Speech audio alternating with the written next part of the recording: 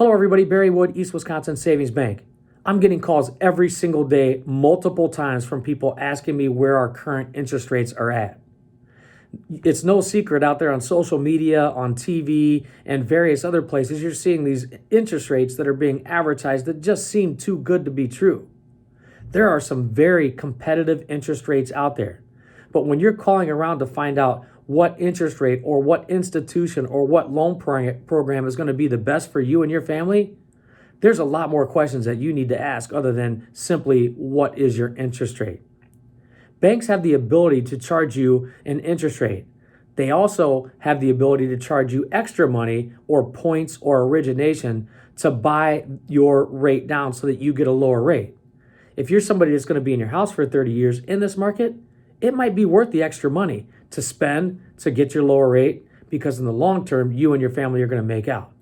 But if you know you're only going to be there 5 years or 7 years, you really have to look at the amount of money you're saving in the interest rate on a monthly basis versus the expenses that you're going to have up front just to get that rate.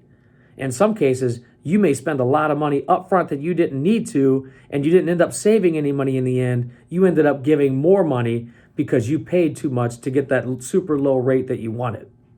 So don't call your lender and simply ask, where are your rates at?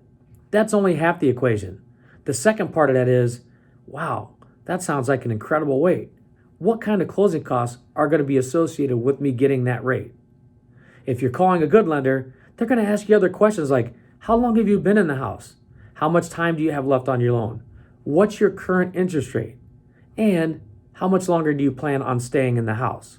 Those are just some of the key questions you'll hear when you're talking to a lender that's truly taking your best interest in mind.